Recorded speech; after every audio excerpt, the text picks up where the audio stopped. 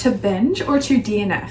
I am going to be going through all of the series that I read this year and whether I think you should binge the series or DNF the series. So starting with Magnolia Parks by Jessa Hastings. Binge this series, it's so good. This is one of the first series that I got back into reading with, and it reminded me of what it's like to be obsessed with a book and just wanting to constantly read, and you're just constantly thinking about the characters. If you don't know what it's about, they're British socialites and it's basically a toxic romance, on and off again relationship between the main two characters. They're always constantly trying to get back at each other, but they're just hopelessly in love with each other, and it's just their relationship's so passionate, and all the characters in this book are so funny, and it's just like has the greatest found family. And these books actually go back and forth between, you read these with the Daisy Hates books, so you read the Magnolia Parks as the first book, then Daisy Hates, then Magnolia Parks, the Long Way Home, and then Daisy Hates, The Great Undoing, and then you read Magnolia Parks Into the Dark is the final Magnolia Parks books. I think we have 2 more Daisy Hates books coming, but she hasn't written them yet because I think she got a little bit burnt out from writing them. So we're waiting on those books. But Magnolia Parks follows Magnolia and BJ's relationship, and the Daisy Hates book follows Daisy and Christian's relationship. They're just another couple that are in the Magnolia Parks books, but they are on the same timeline as the Magnolia Parks books. So the first Daisy Hates books and the first Magnolia Parks books are the same timeline, are happening at the same time, but through different perspectives.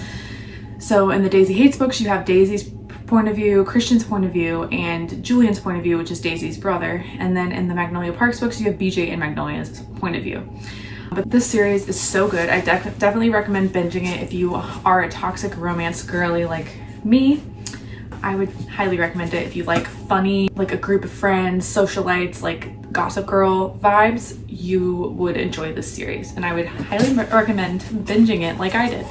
And I will be binging those Daisy Hates books as soon as they're out, but they're not yet. Next, Throne of Glass by Sarah J. Maas. I'm sure you've heard of it. This is another book that I've started off reading with. It's the second fantasy series that I got back into when I was starting to read as an adult. And this series is so good. I definitely would recommend just take your time with it. I binged the series back to back, and I did not start any other fantasy series in the middle of it. I read a couple standalone romance novels, but I didn't start any other fantasies, and I felt like pressured to finish the series before starting anything else.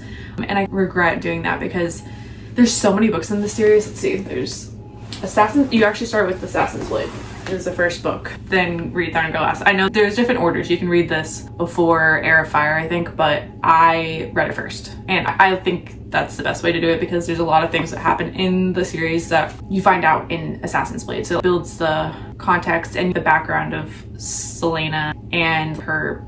It just gives you the context for the rest of the series. But there are 1, 2, 3, 4, 5, 6, 8 books in the series. These are smaller. They're not that thick, but they get bigger and bigger as you go on. So the final 3 books are a lot thicker. So if you're not in the mood to read a long series, I wouldn't recommend starting this one because it'll take you a while.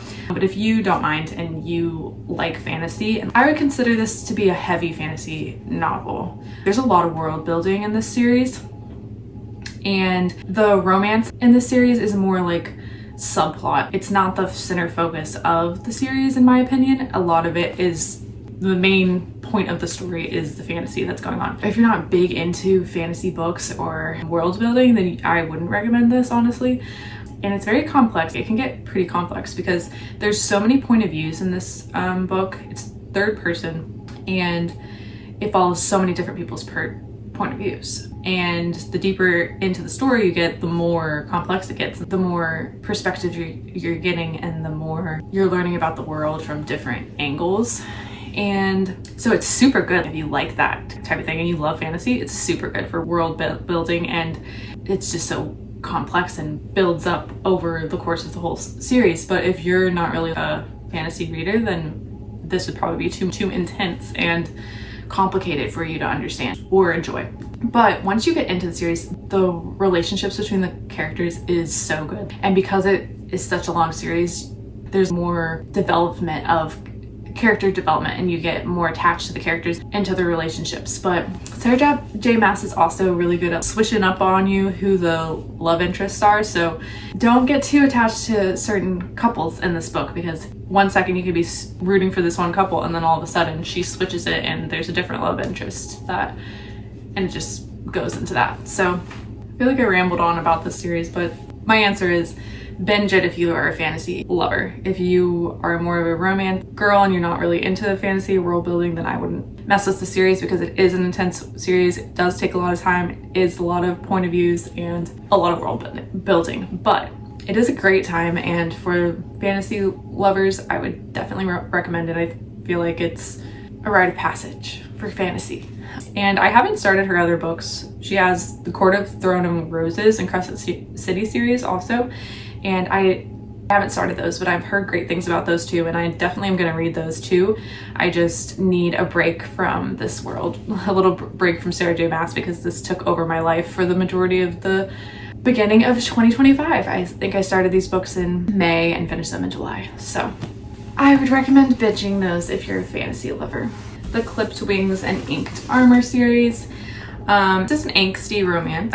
It follows Tenley and Hayden. They both are struggling with trauma from their pasts. Is a student. She just moved into town to kind of something traumatic that happened to her, and she's working at a bookstore while she's going to school. She's working in a bookstore across the street from Hayden's tattoo shop. He's the owner of a tattoo store, and it's dual point of view. And it just follows their relationship. Ends up working on one of her tattoos, memorialize her grief and something that happened to her. And he has a rule where he does not hook up with his clients, but he finds that hard to follow when he meets Tenley, because he is immediately super attracted to her. And their relationship's so cute, and I really enjoyed this series. I read the third book and I wouldn't recommend reading it. I didn't feel like it held up to the standard of these books, and I wasn't super invested in Sarah and Chris's relationship. I didn't really care too much for their relationship, and I felt like it just was not the same at all between the chemistry and the journey in this book. So I would recommend binging these two, but then stop DNFing the rest of the series. And I haven't read the novellas, so I don't know if they're worth time, but I don't think they're necessary. Problematic Summer Romance. This is the second. I didn't even know that until after I already started this series, but I was gonna look up what the other one's called. Thought I had my I couldn't actually tell you what this one is called. I'll look it up and put it on the screen, but this is the second, and it's a standalone series, and this is the second book in the series, but I started it and read it as the first book. So I don't really think it's necessary to read the whole series. I think you can just read this book if you want. I don't know if the first book's good or not, but I definitely recommend this book. It's her best friend's brother, and it's like proximity. They're stuck on an island basically together for her brother's wedding, and she's always had a crush on him, and it's Grumpy Sunshine. I really did enjoy this book, and I recommend reading it, but I don't think it's necessary to read the whole series. So I guess up to you. I'm not in a huge rush to read book one. I don't know if I will. Maybe I will, because I enjoyed this book, but I don't think it's necessary.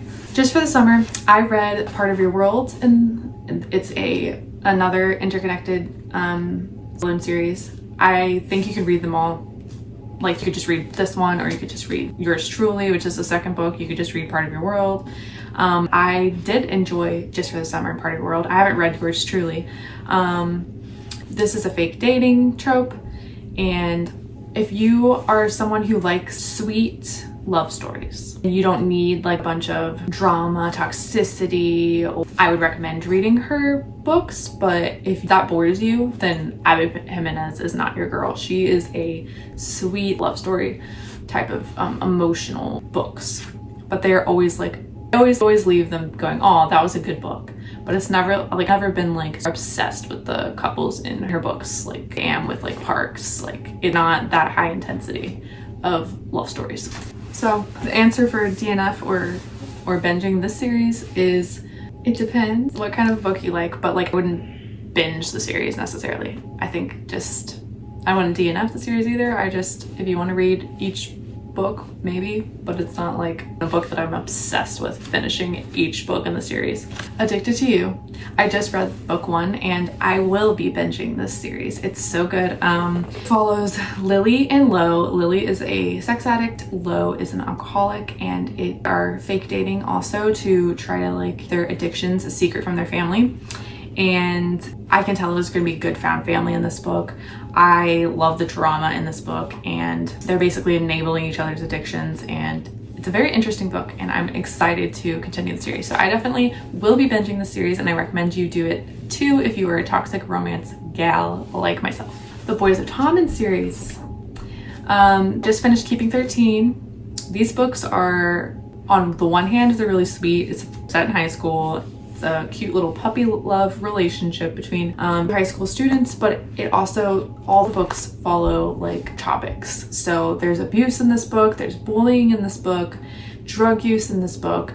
If that's not your thing, then I wouldn't recommend it. But if you like the type of book, like I like angsty books and books that have like to them than just happy. I like there to be like topics in the book.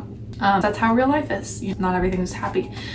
These books do a great job at that. That show real struggles that people go through in high school with their families, and how school is like an escape from their home life, and how their friends at school are their family. That's how Shannon, the main character in this book, and she's struggling with abuse at home, and she falls in love with Johnny, but she also has all of her friends at school that are basically her family.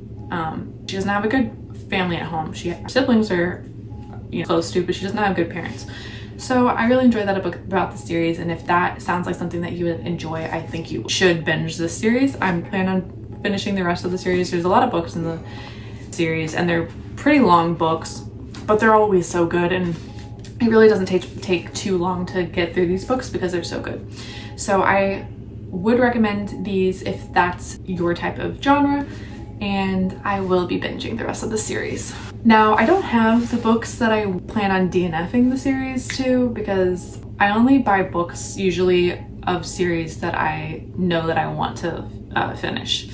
One of the books that I read in 2025, because it was so popular and I heard so much about it and I kind of wanted like a creepy book to read, was Haunting Adeline. So I think this is the first in I know there's like spin-off to this series, but there's Haunting and Hunting Adeline. I think it's just a duology. I'm not sure, but I will not be finishing this series. This book, I went into it blind, and I was not aware that there was going to be a non-consensual relationship in this book. There was non-consensual sex in this book, and even though it ended up being like a consensual relationship, I just not comfortable for me. Like, I just felt convicted reading the series or reading the first book.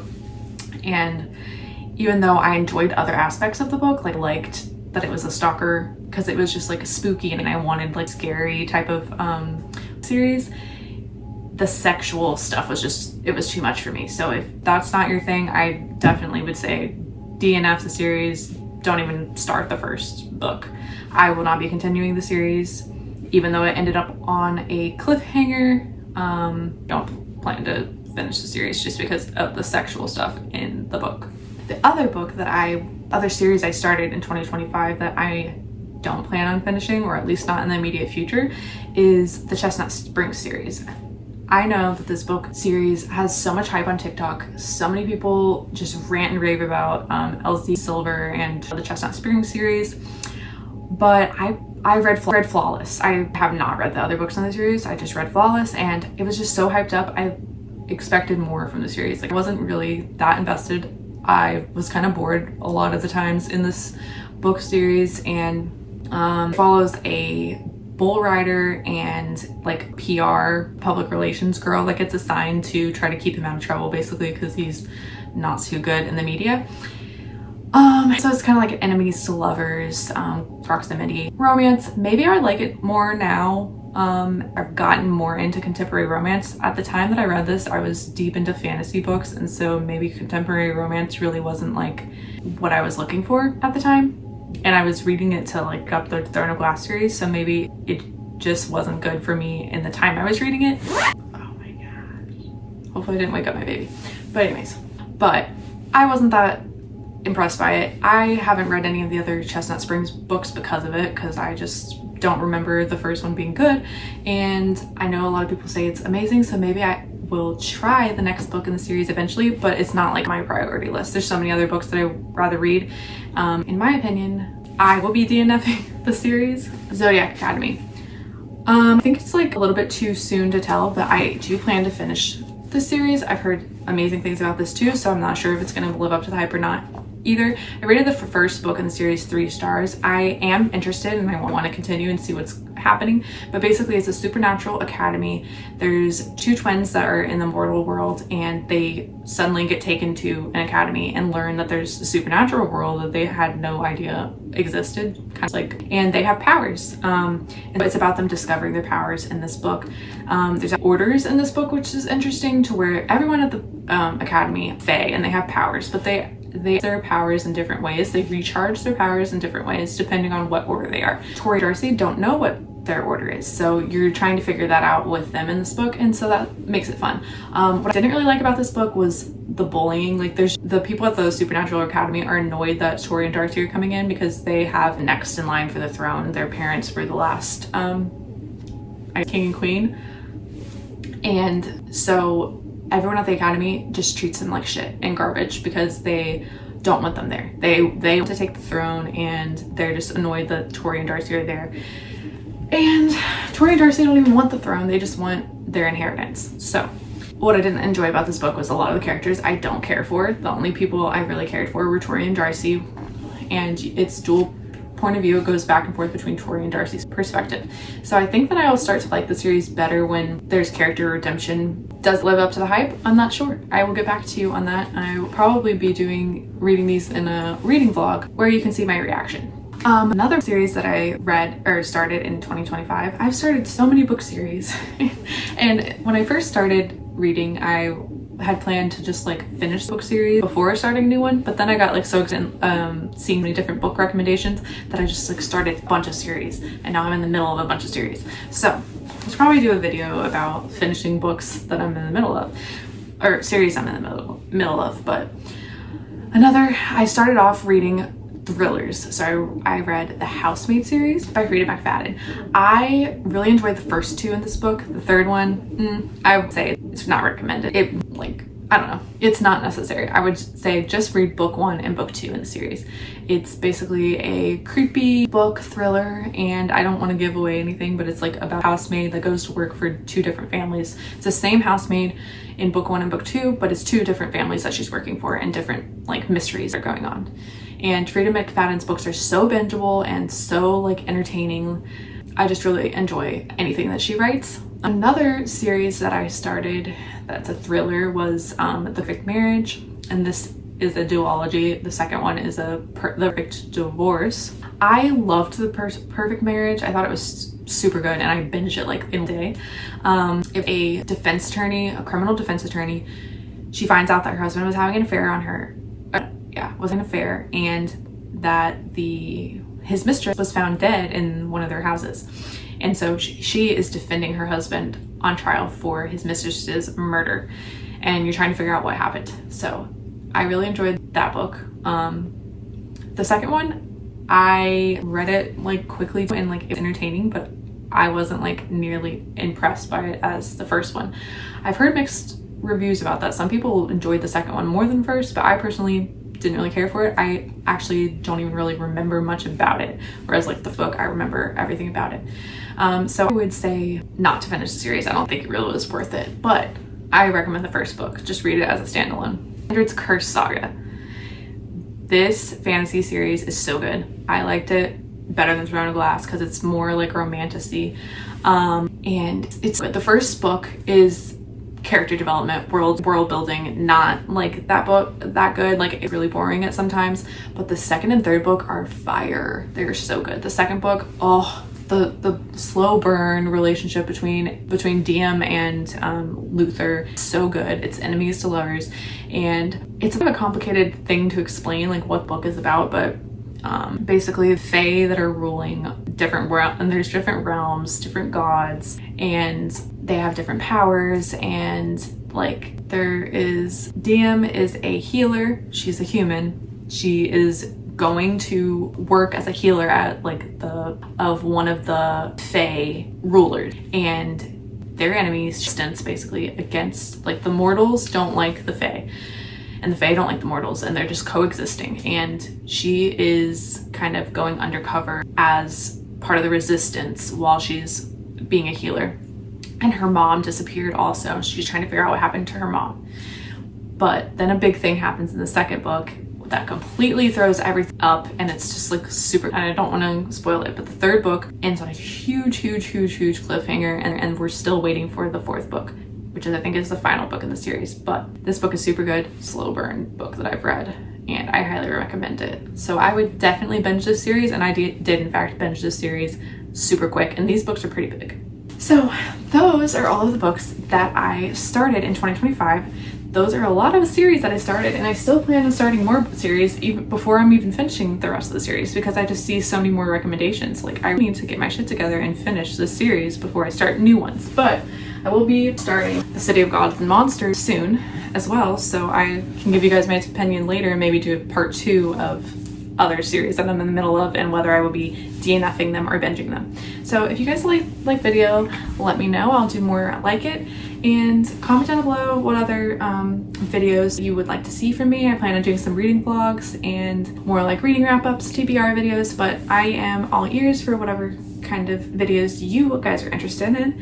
And let me know if you've read any of these series and whether you will binging or DNFing them. Thank you for watching, and I will see you guys next week.